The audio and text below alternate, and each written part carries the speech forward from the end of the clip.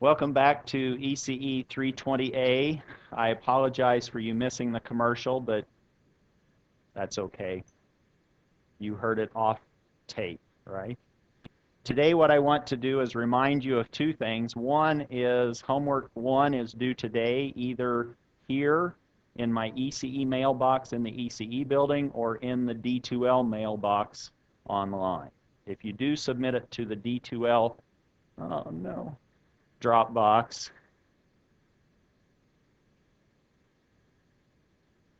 please put it into a PDF format if you can.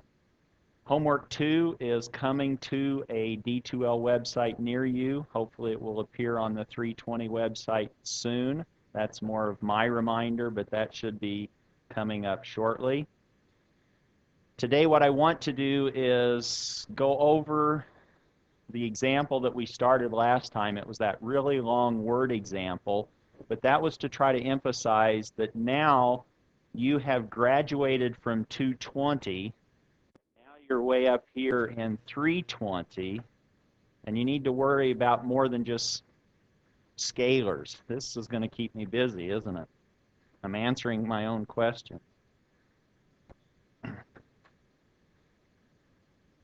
Now, with phasors, we have to worry about two directions with each particular quantity. We can't just say voltage is a number. Voltage is now a vector. It's a magnitude and angle, or it's a real part and an imaginary part. And you have to keep track of, you have to work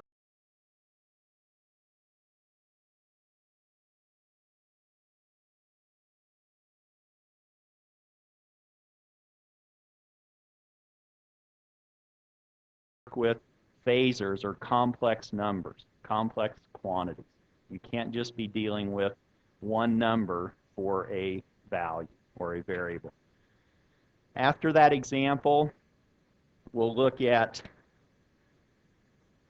well, we may not look at anything if I've forgotten my notes. We'll look at maximum power transfer, and then we'll just quickly state that fact, essentially, that if you want to maximize power, and this really isn't what you want to do with a power environment that we're working in now. You want to get as much power as you can from the generator to the loads.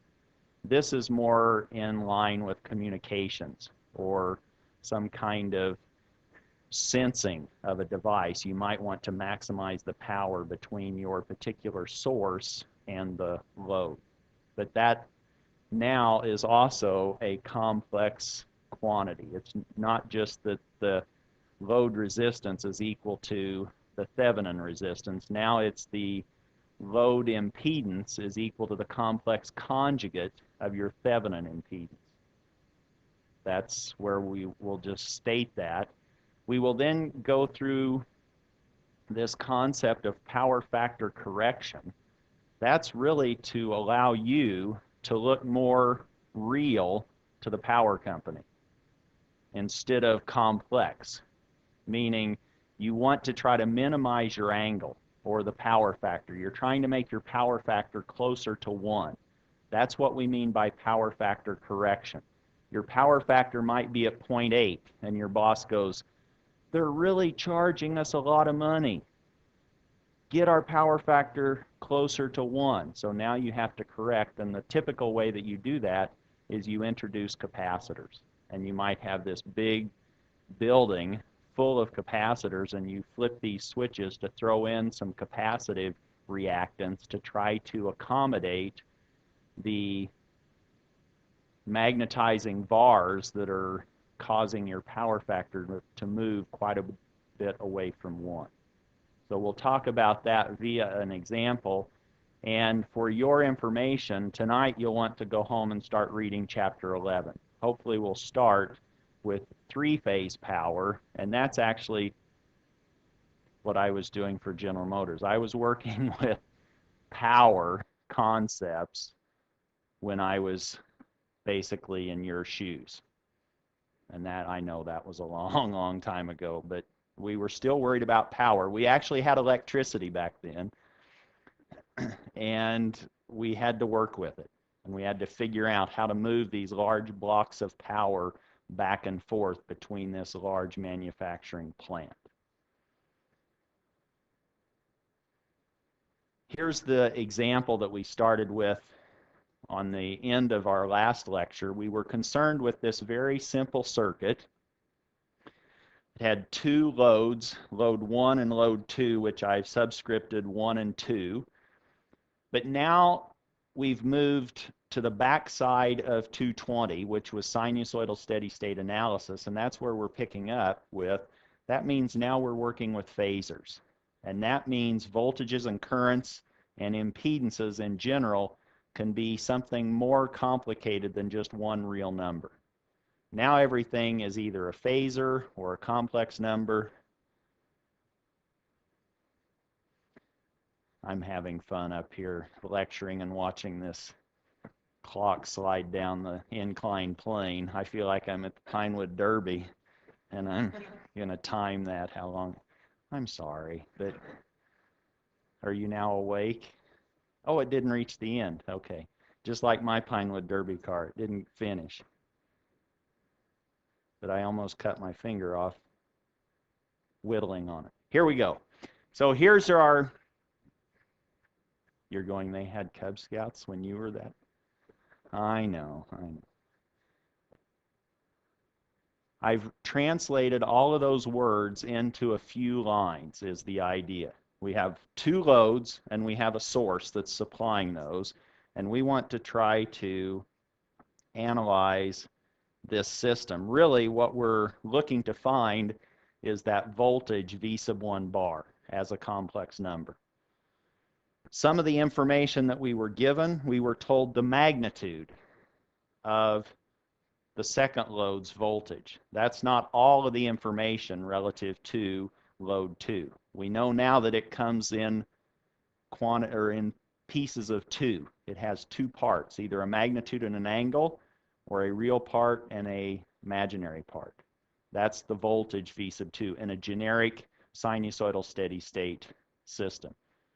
We also are told what the real power is. We aren't told anything about the reactive power other than Z sub 2, that load is inductive. And that tells us what?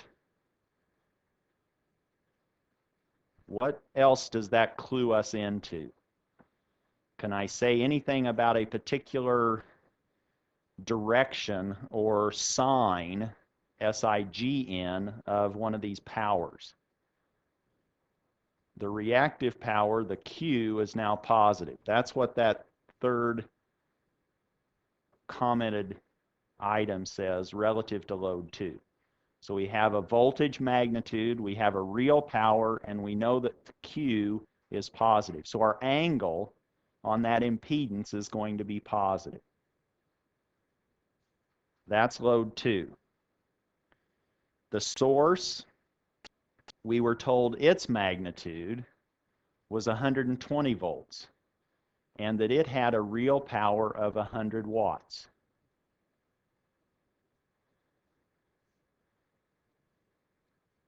And we were also told that the total load on that source or generator, I'm going to be probably mixing this up. And so if you see a G, and I may be thinking of a generator, that's the source. I'm going to see if I can keep consistent. Obviously, I didn't start out, oh, and that I sub S, that's the supply or the source current. That should be okay. Feeding those two. We're told that the total load of load 1 and load 2 is inductive, and we're told the magnitude of the current flowing through that circuit. And that circuit is series, or it's all connected in series, which means everything sees that same current magnitude. And that's something that you hopefully worked with on problem 1010 in your homework.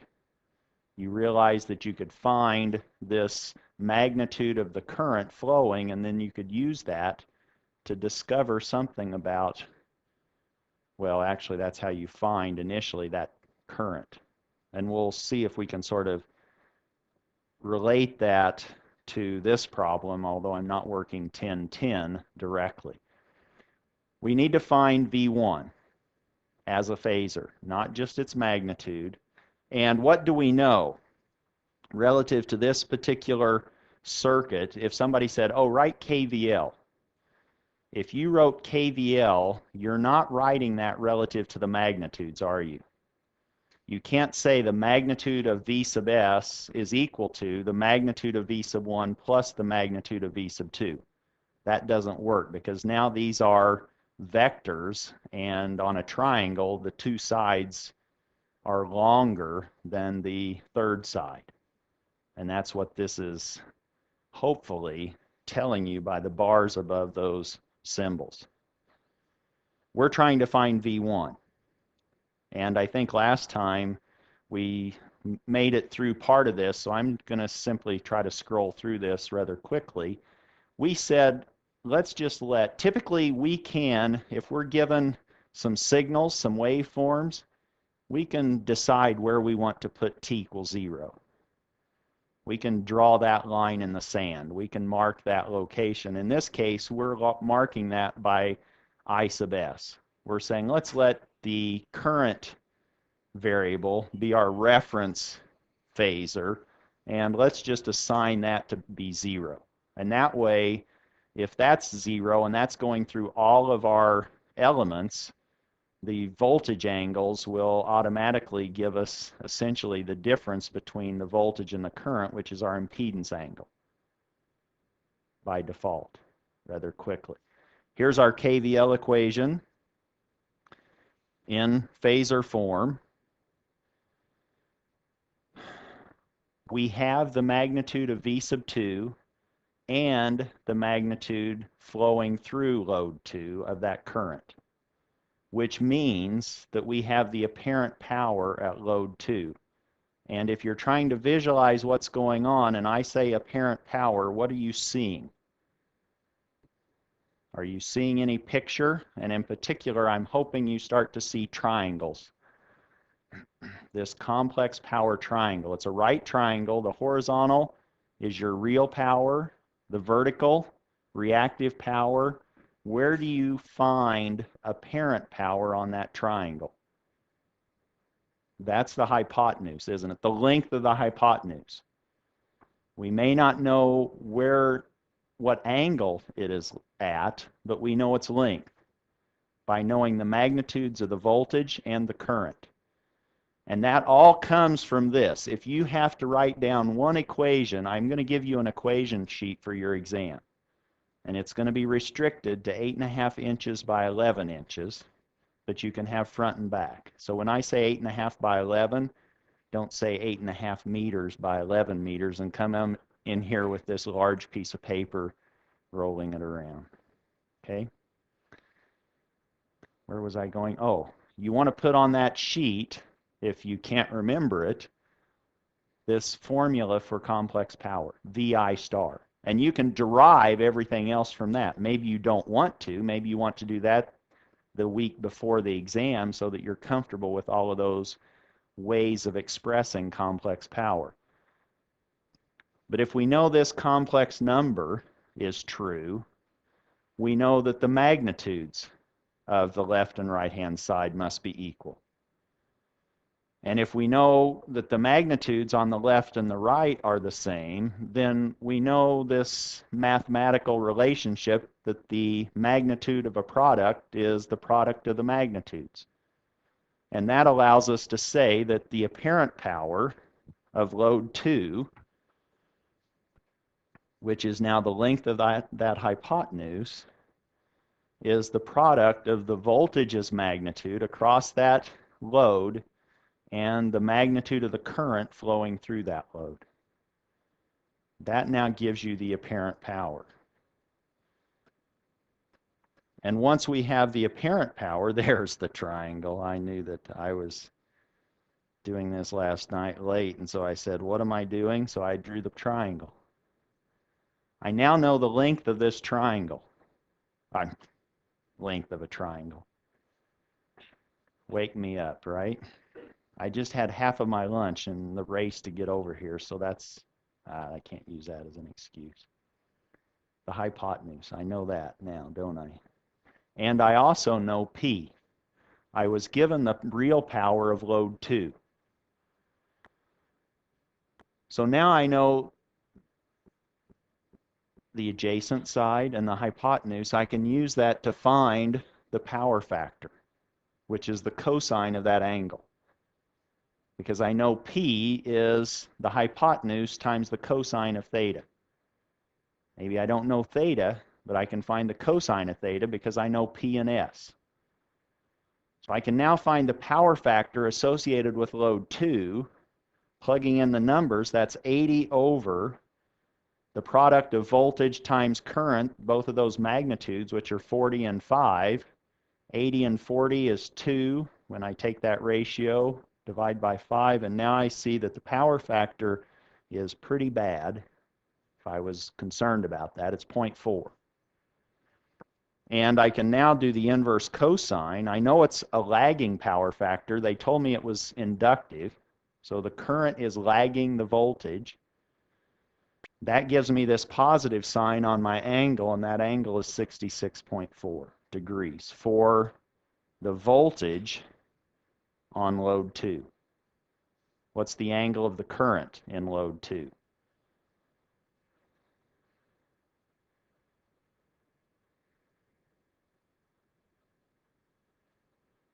Thank you.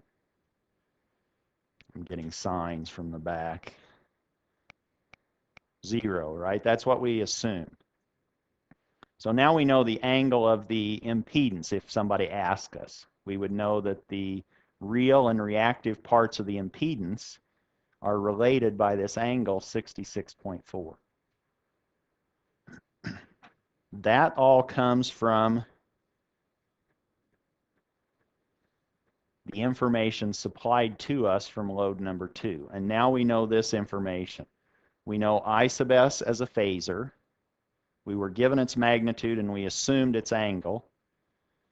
We've just calculated now the voltage at load 2, which is 40 at 66.4 degrees.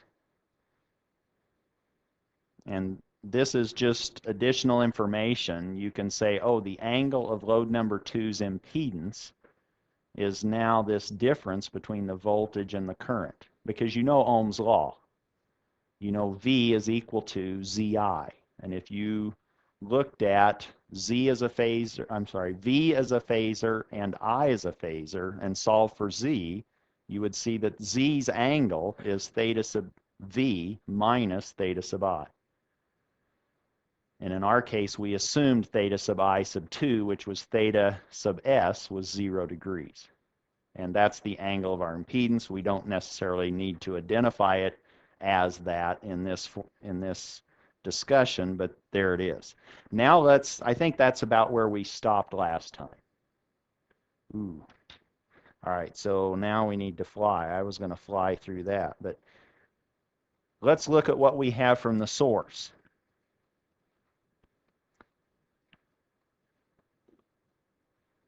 The source power. Again, just as somewhat of a review, what do we know the source complex power expression is?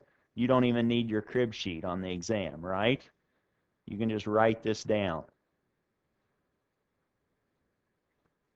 And the answer there was yes, sir. We just can write this down. V, you don't need the sir, I guess.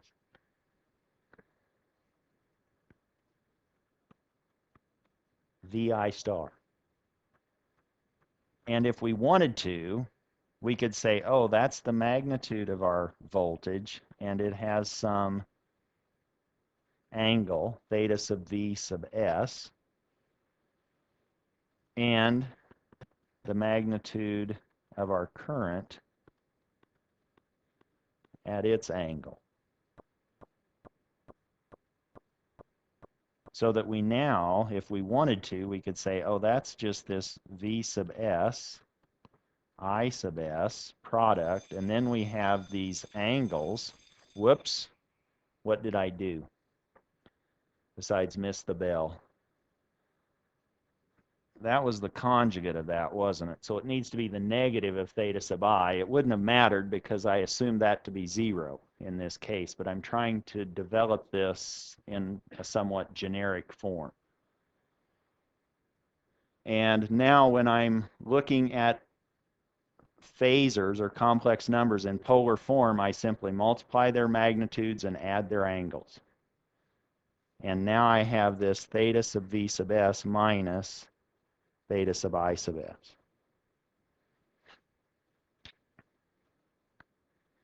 But another way of writing that angle is using Euler. That's just e to the j at that angle, which we can now say is this cosine of theta sub v minus theta sub I plus j sine theta sub v minus theta sub I.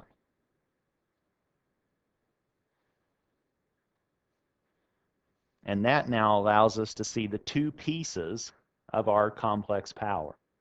We now have the real part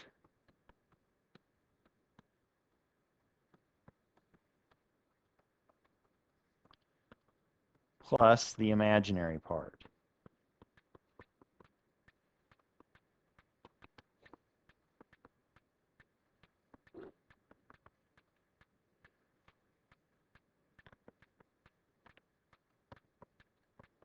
And that's just P sub s plus JQ sub s. I just re-derived that or derived that just so that when I start saying P and you're going, where did P come from? Came from our power triangle. But this is now another way of writing that in terms of the algebraic definition of those complex values, voltage and current. With respect to the source, we were told that the power of the source, it was supplying 100 watts. We were also told that the voltage across that source had a magnitude of 120, and the current through that source magnitude was 5. And I'm assuming RMS values for all of these, aren't I? For the magnitudes. So all of these are RMS units. But this now allows us, with this information, I now know the apparent power of the source. That's V times I, both of those magnitude values. And I can divide that into P. So now if I have this P sub s is equal to V sub s I sub s cosine theta V sub s minus theta sub I sub s. I now know all of that except for this power factor, which is cosine of theta sub V sub s minus theta sub I of s. This is the power factor of the source if I needed to identify that cosine of those angles. In this case, that's equal to P sub s over V sub s I sub s. P sub s was 100, V sub s was 120, and I was 5, which allows me now to say something like 20 over 120 or 1/6 for the cosine of that angle. The angle then, if I say that that was assumed to be 0 degrees, wasn't it? So I can now just say that the angle of my voltage source is now the inverse cosine of 1/6. And that ends up being 80.4 degrees.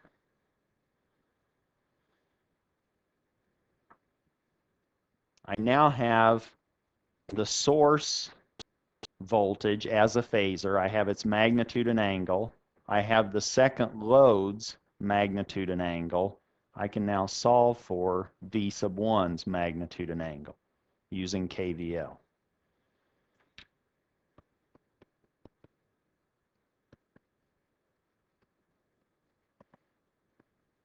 These voltage phasors then say that I have V sub S is equal to V1 plus V2, or V1 is now this V sub S minus V sub 2.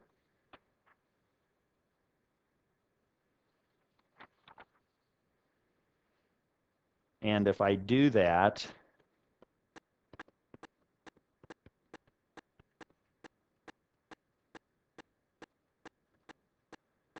V sub S, it had a magnitude of 120. Cosine, its angle wasn't it 80.4?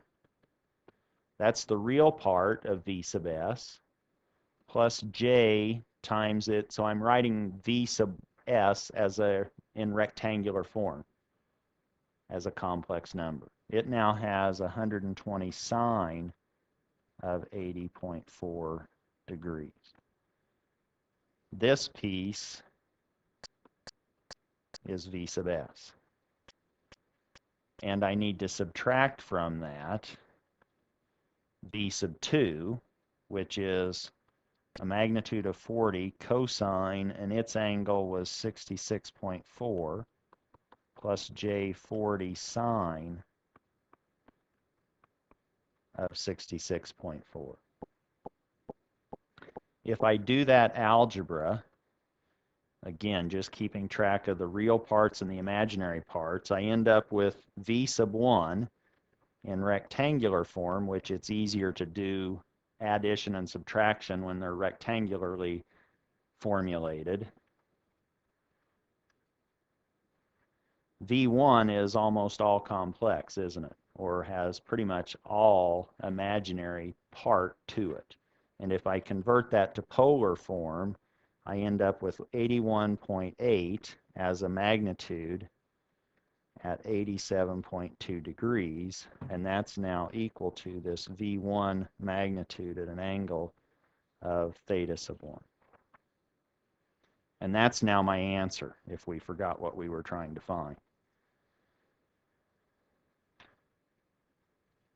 And I hope then that it's clear.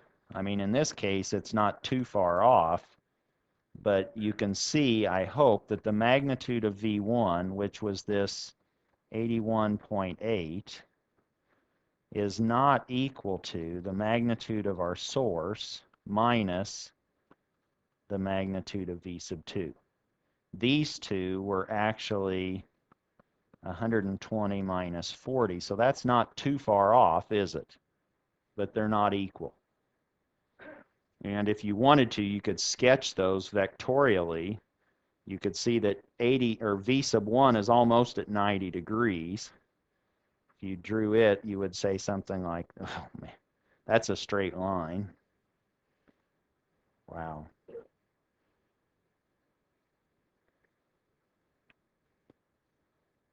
that how long it was supposed to be? 81.8, and this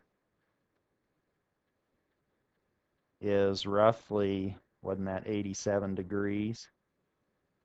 87 degrees. This is now the V1.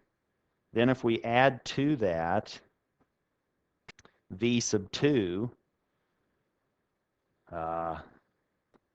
hopefully there it is, 40 at 66.4. So now we go 66 degrees.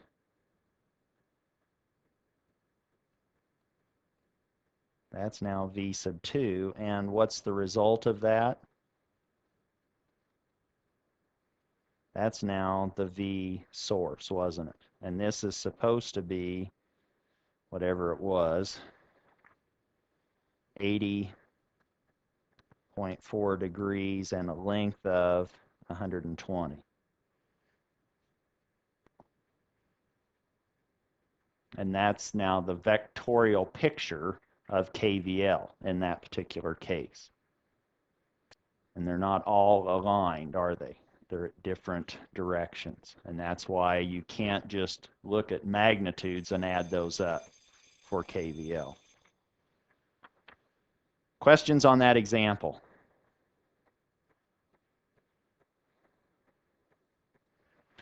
Let's now just remind ourselves that that's true also for currents.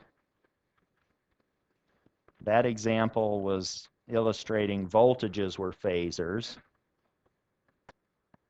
If you're also in this class, you might have to deal with KCL problems, and those have to be solved vectorially also. If you had the same complexity of a system illustrating the current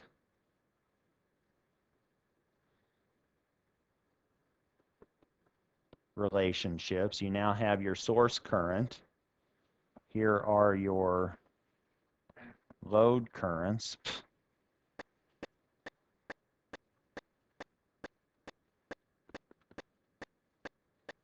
And if we write KCL,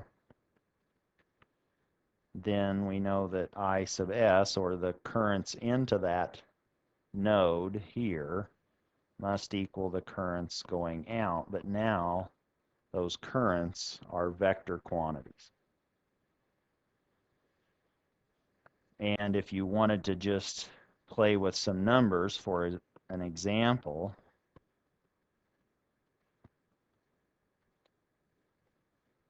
you now could say, oh, let's say that the source was completely real and had an amplitude of 10.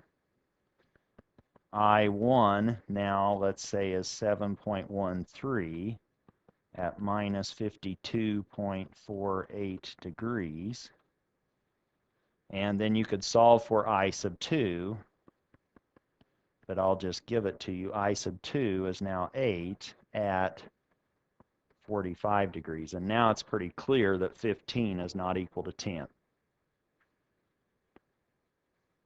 But that's another example of how you need to deal with vector quantities.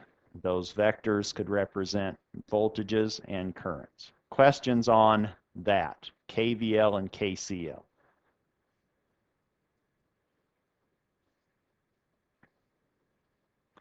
Let's look at this concept of maximum power transfer.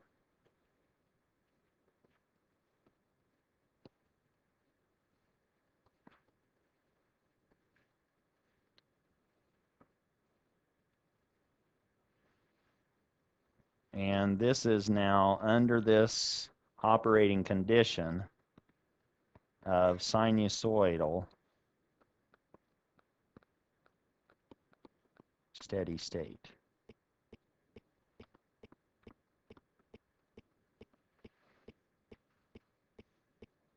When I say steady state, what does that mean? No more transients are happening. We've now waited for all the transients to dissipate or be eliminated, and now we're just sitting there shaking. And I'm not shaking at 60 hertz, am I? No. But a lot of things in the United States shake at 60 hertz, which you could hear, right? If you had a way of driving a speaker from that 60, if you have some low frequency hearing left after all the boombox and concerts that you've been to, actually that usually damages your high frequency hearing. Maximum power transfer. We want to know if I'm now transferring sinusoids, maybe through my auditory system, what's the best way? You need to match the impedance of my ear, right? With however you're supplying that. Let's not go there. Let's now look at this in terms of electrical. What we want to do is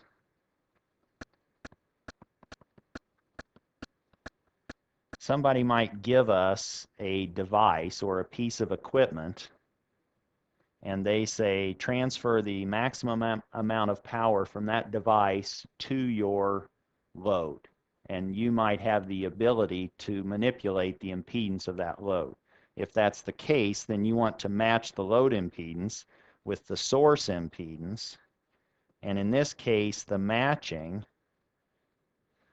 is not making them exactly equal, but instead it's saying, let me find the Thevenin impedance of my source,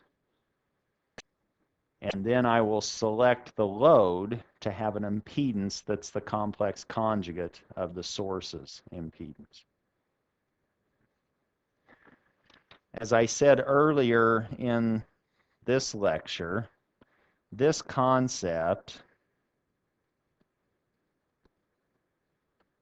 is maybe a little bit more useful for communications, and if we had to design sensing instruments.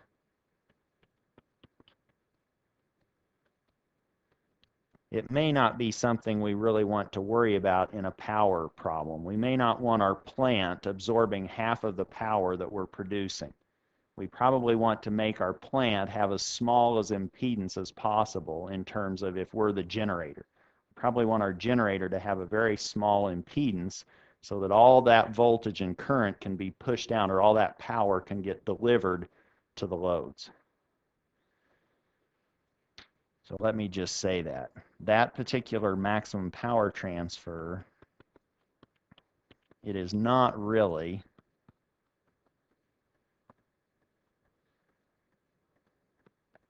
what you are looking for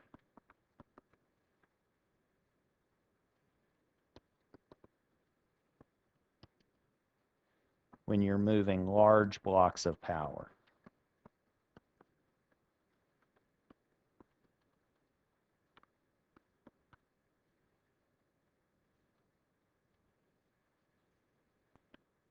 And the reason is you do not want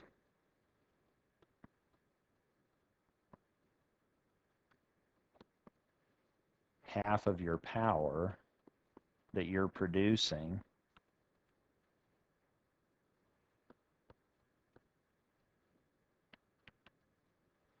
consumed on the source side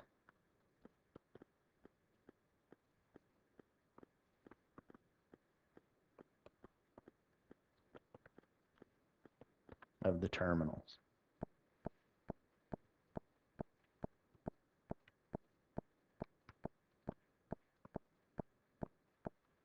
And because we don't really worry too much about that in this power scenario, I'll just refer you to section 10.2 or 10.6 in the textbook.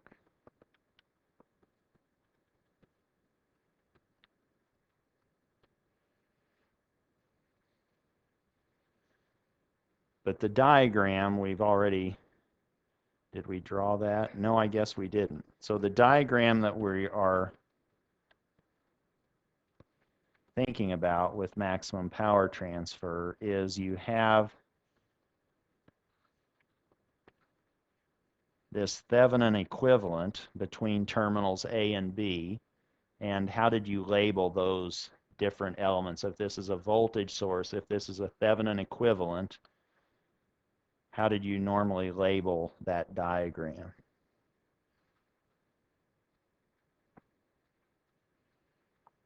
And here the answer is too easy. We just labeled it as a voltage, right? But we subscripted it and called it the Thevenin voltage, and the impedance is now the Thevenin impedance. And what we connect to that, which is what we're trying to transfer the maximum amount of power to, is this Z sub load. And we would select Z load to be the complex conjugate of the Thevenin equivalent impedance on the other sides of those terminals A and B for maximum power transfer.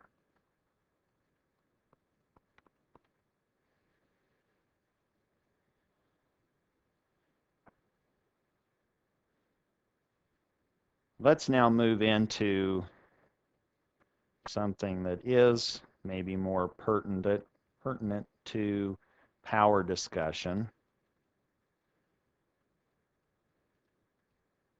which is correcting the power factor or power factor correction. Suppose, and let's illustrate that with an example. Suppose that somebody gives you two loads. Here's load 1, and let's say they say P1 is 48 kilowatts.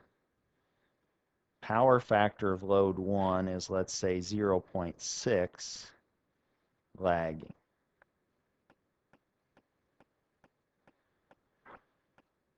And then they say, oh, load 2 is also connected. It has a real power of 24 kilowatts, a power factor of 0.96, and it's leading.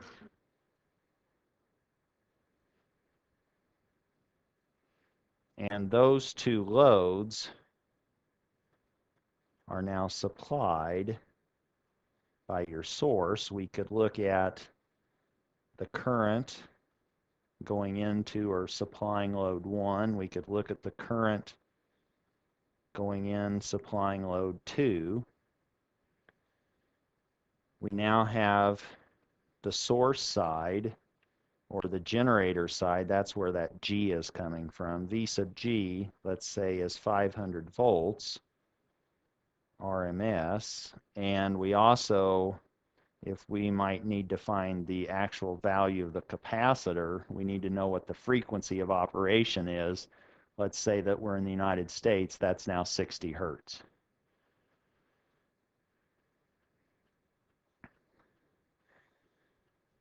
Looking at this particular problem, we could say, well, this current, I sub G, is, what is that in terms of some of the other variables in this diagram?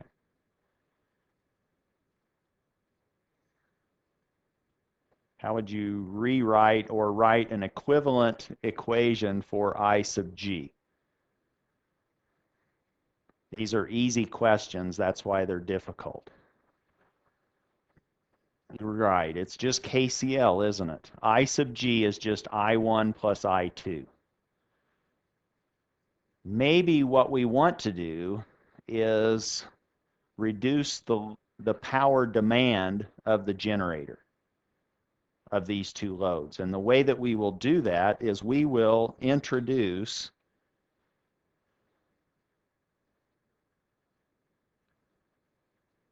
I'm kind of wanting to do this in a dashed form. We want to introduce now a capacitive load. And what is the impedance of that capacitor going to be? This is now, let's say, Z sub C. What's the formula for that capacitor's impedance?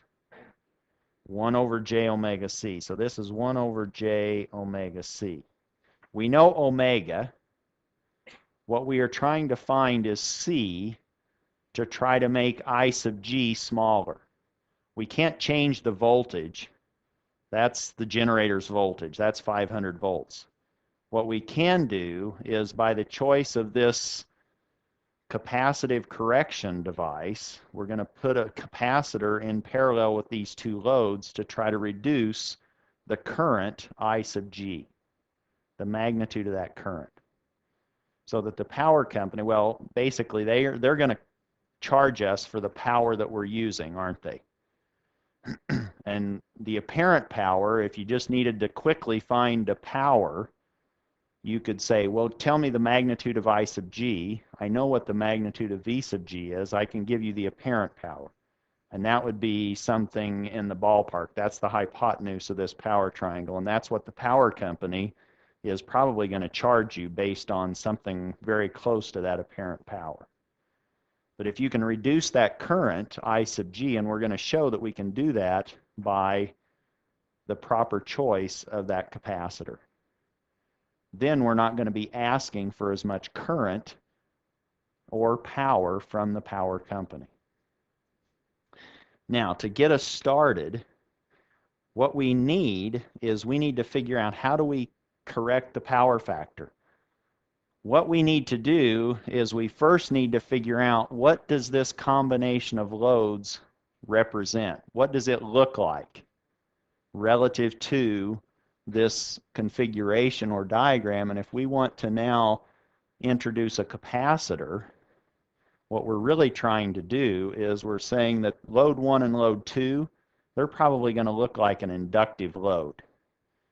Can we essentially cancel that inductive part of that combination by the introduction of that capacitor and only make the generator look like it's only seeing a real load at the end of those terminals? That's what our goal is. To get us moving in that direction, I want you to find the complex power of load 1. Right now, that's your quiz. So your quiz now is to find S1.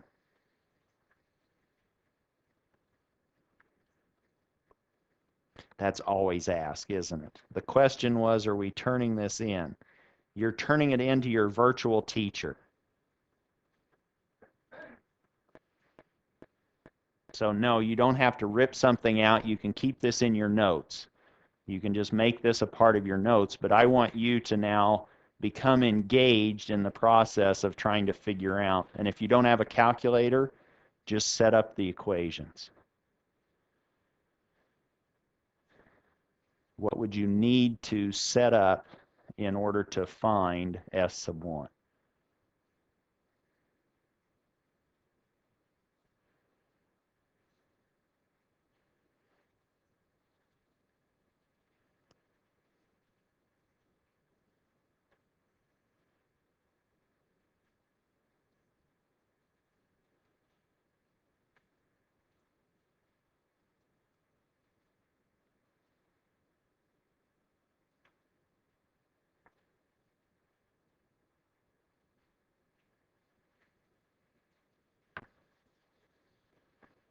And I'll take your answers after I read the Constitution.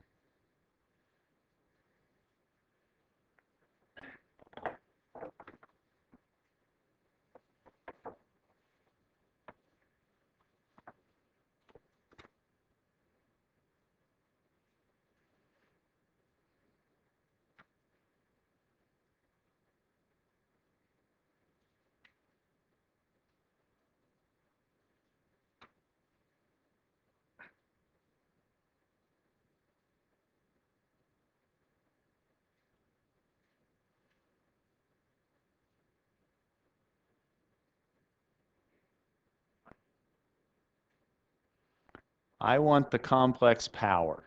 So you could give that to me in a couple of different ways, couldn't you? But I'm not sure that I want to give you too much more information. So you come up with what you think represents the complex power of load 1.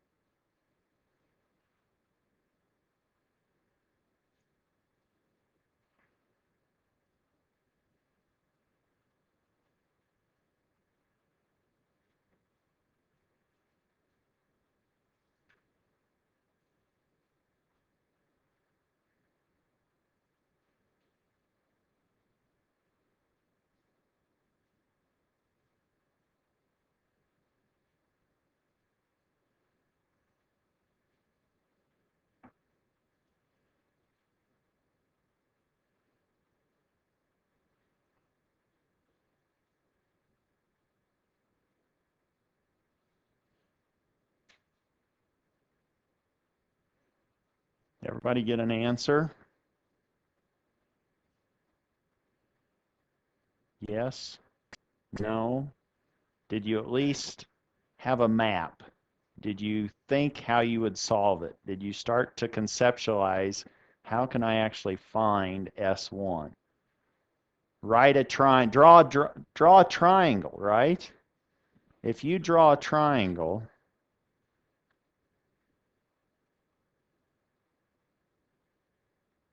we know it's lagging, so I can make that vertical line go positive, can't I? What piece of this triangle do we know, given the information in the box? We know the horizontal line, don't we? We know the real power, and that what had a value of 48K.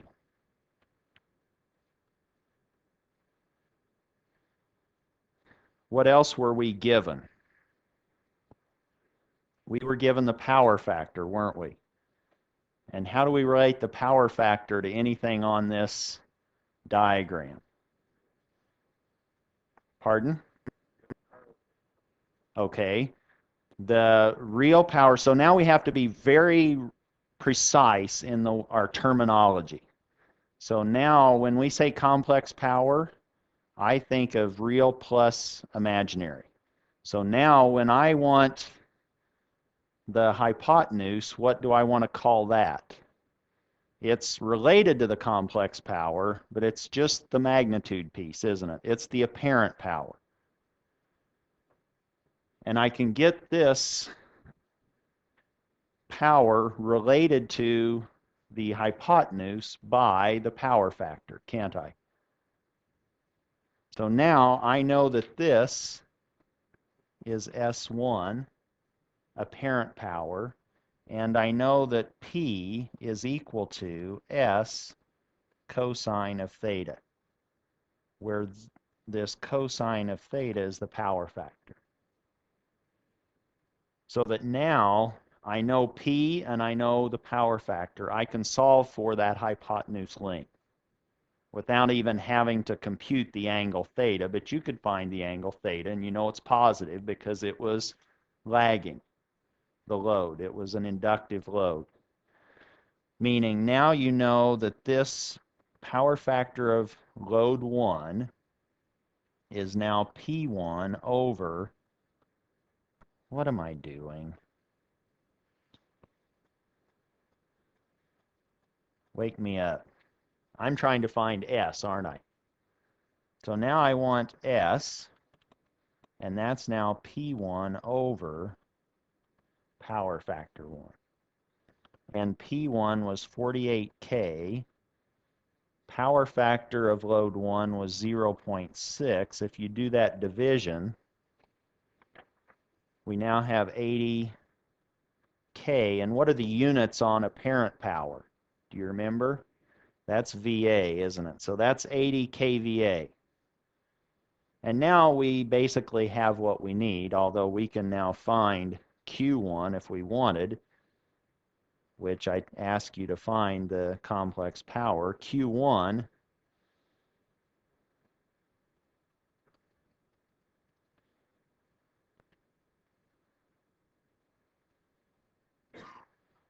why don't I do Pythagorean theorem, right? A squared plus B squared is C squared. You could make your geometry teacher proud. You can now go back and start drawing triangles and saying, you know what, I'm glad I took your geometry class because now I can work my junior level circuits problems. And they're going to go, now I have an application to maybe motivate this class this semester. I'm having trouble motivating this group of 7th graders or wherever you get geometry. Maybe 3rd grade in this new math. I don't know. You can tell how long ago it was that I took geometry. It's all in the same range, 3rd grade, 7th grade. It's real close. It's in an epsilon of each other at this age, right? For you, it was a half a life ago. Never mind. Where were we? This is supposed to be S sub 1. So I can now solve for Q sub 1. Q1 is now this square root of S1 squared minus P1 squared, if we wanted to do it that way. Or you could find the angle theta and take the sine of that and multiply that by 80K, and you would get also Q1. You can do it many different ways. Q sub 1, if I did the algebra correct, what's the sign of Q sub 1? SIGN. That's positive because it's lagging. It's an inductive load. What are the units?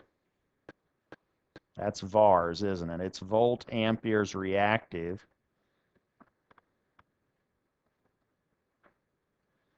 And that's now S1. S1 is now this, can't even remember what it was, 48 plus J64 kVA. Is that what you got for S1? Now you could do S2, correct? Because you were given, I believe, consistent information for load 2. You were given a power factor, you were given P2.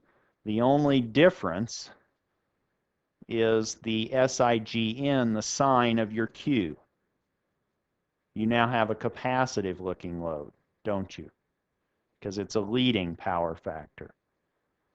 But you could do the same computations. We can now say, okay, let's find the complex power for load 2.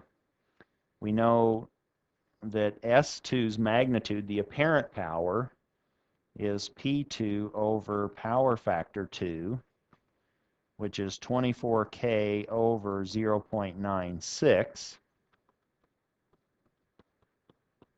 which is 25 kVA. Q sub 2, if we do it the same way that we did the last one, we can take the square of the apparent power, remove or take away the real power squared, take the square root of that, and we need to now take the negative of that. The square root is, or the answer is usually plus or minus the square root. We'll take the negative piece because this is a leading power factor. So you kind of have to keep track of leading and lagging in order to find or write down the appropriate signs for your Qs. Questions on where that came from, or how we came up with the complex power of load 1 and load 2.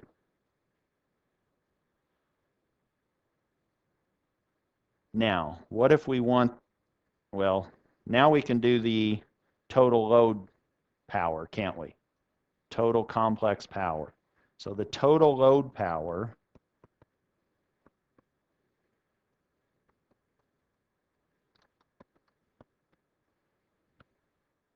without worrying about this added capacitor.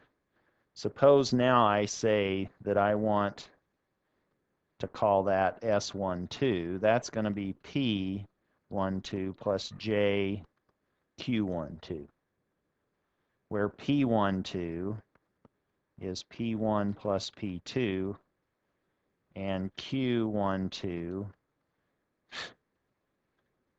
and I have to make sure that I keep track of my signs, is Q1 plus Q2. P1 and P2, I could have found that immediately, couldn't I? Without even doing any of the previous steps, I could have added up my real parts of those two loads' powers, which I was given in the boxes to begin with. Was that 48 and 24? So that gives me 72 kilowatts. The other one was then, I've forgotten, 64 and minus 7,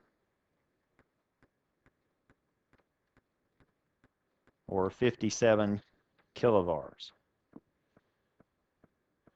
And if I wanted the magnitude, I now know what the complex power is. Maybe I want to know the apparent power of the combination of those two loads. Do you see how many questions I could ask you on just a simple problem like this? That, if you do the computations, you end up with 91.8 kVAs.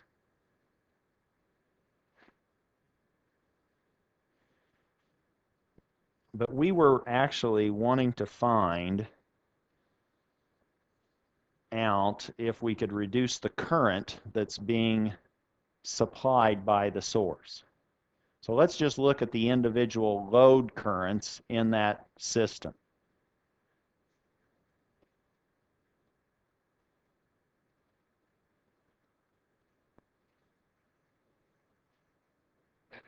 Here is our circuit or diagram. Do we have enough information now to find the load currents, I1 and I2?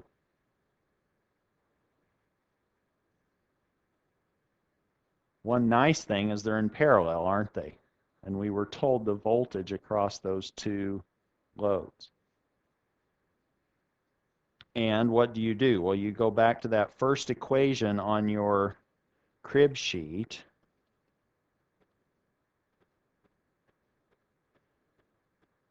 That says complex power, which we know for both, is equal to the voltage, we know that for both, times the conjugate of the current. The only unknown in that expression is our current, where now both of these are in RMS. That's by the way that we've defined that formula. If they were maximum values, we would have that 1/2 factor preceding V and I, the product. Well, now we could actually find the magnitudes of those currents if we wanted to. Since that formula is true in general, we can take the magnitude of both sides.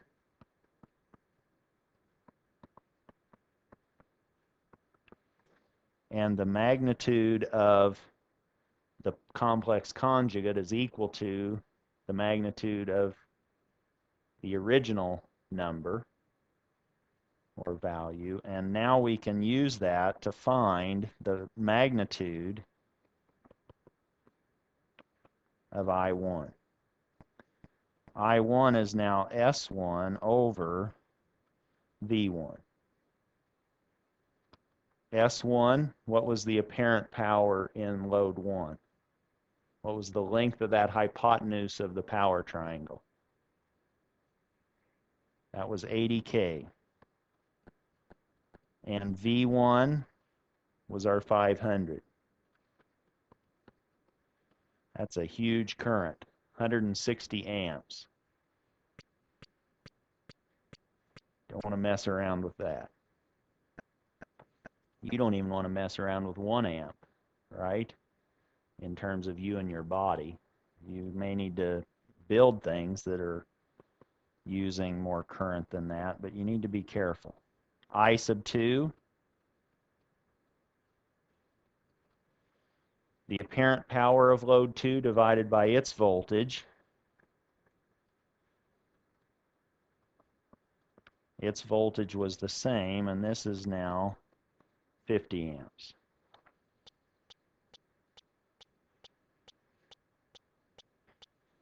What's the magnitude of the current supplying those two loads?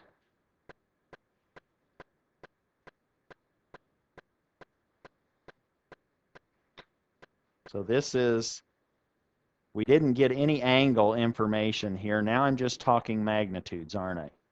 So if I say I want the magnitude of the current that's supplying those two loads. So I can't just add those two up, can I? But do I still have enough information to find that value right now?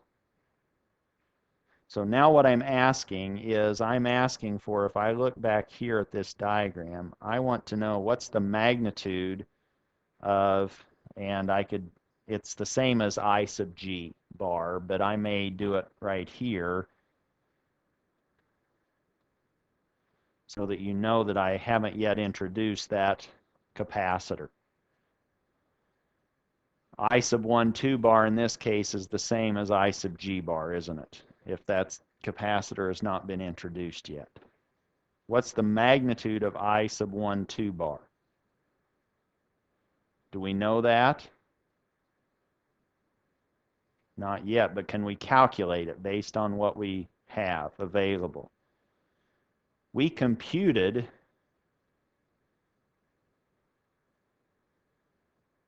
that, didn't we? In terms of the complex power of that combination. And that's what's feeding, or I12 is feeding that combination. And that combination is still containing a voltage, or has across it a voltage of 500 volts.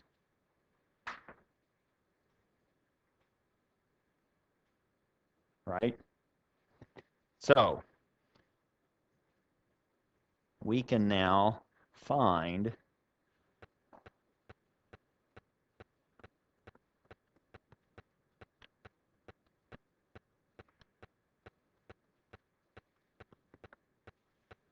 the magnitude of the load current, where the load is now that combination. We already calculated the apparent power of those two loads.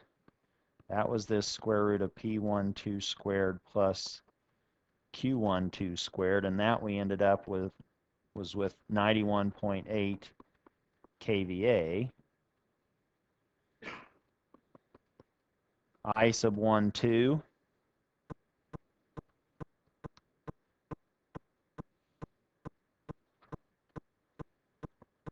is now the magnitude of the complex power of those two loads, which is the apparent power of those two loads combined. That's now this 91.8 K. Voltage is still the same, and this is now 184 amps. And hopefully, if you remembered what we had earlier calculated, you can see that 184, the magnitude of that current is not the same as the sum of those other two magnitudes. This was the magnitude of I sub 1, 2, and that's not equal to the magnitude of I sub 1's current plus the magnitude of I sub 2's current. What's the power factor of those two loads combined? Do we have information for that?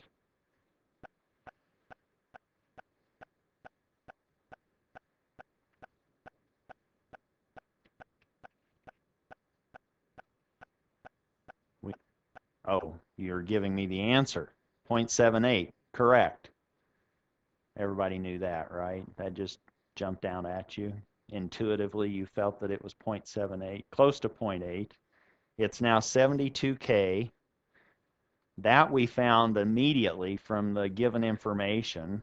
Then we calculated this apparent power of the two loads in combination. That's the 91.8K. And if we do that, and what is it?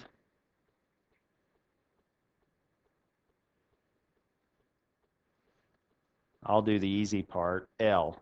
Is it leading or lagging? Do you know? Have we computed enough information to determine whether it's leading or lagging? I'm going to scroll up and see if we can stop. You can stop me at the appropriate time when that information. What are we looking for? Q12. Is it positive or negative? It's positive, which means lagging. So now we know that this power factor is a lagging power factor. That's maybe too small of a power factor. What do we know? We now know if I had memorized what I just had on the screen. We have a real power of 72 K. We have a reactive power of 57 K. And that gives rise to this S1, 2, which was the 91.8.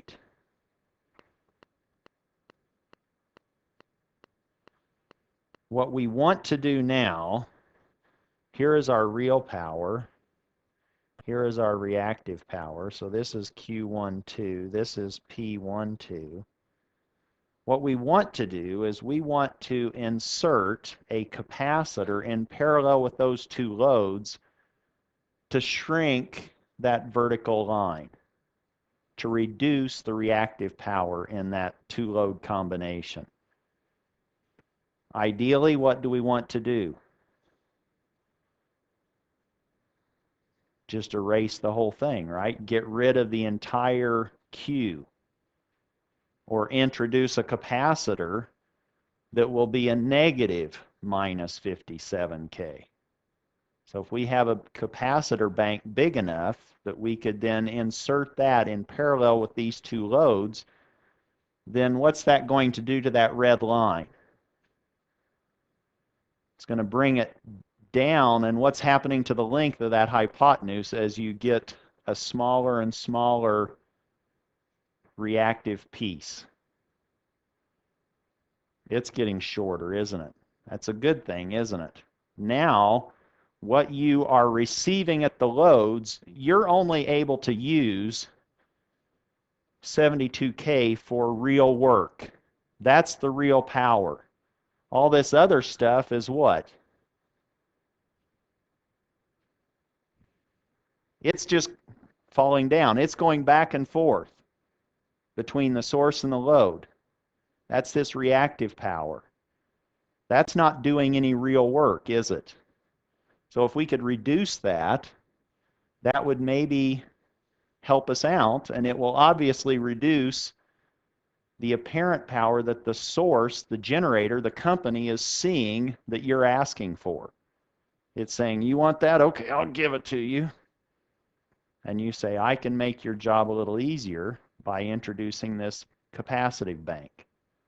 And now what you want to do is you want to introduce or select a capacitor or a collection of capacitors such that you can now put in this Q sub C such that when it's added to the 57K positive, you now negate the reactive piece of the load demand that the generator is seeing. That's what we want to do. So we now want to, our goal, and what's that going to do? Well, that's going to reduce the length of the hypotenuse. The voltage being supplied is staying at 500, so what's that apparent power? What's that functionally? How do you obtain S sub 1, 2, the magnitude of that? You multiply what?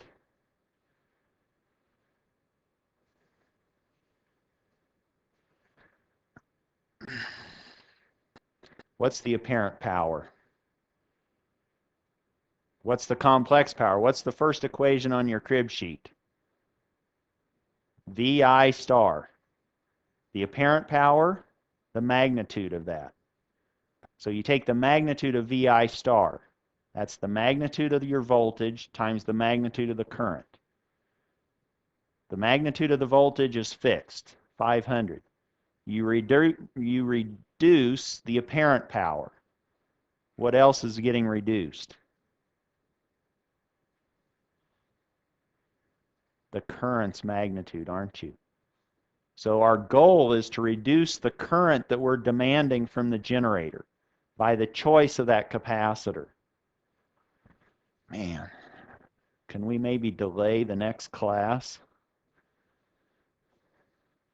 Let me just write this down, and then you can go home and solve it, because I know you're as excited as I am to get on with this and find that capacitor. Your goal now is to reduce the current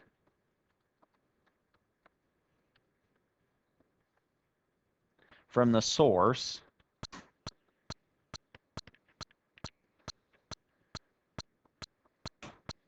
by introducing a capacitor that's going to allow you to correct the power factor.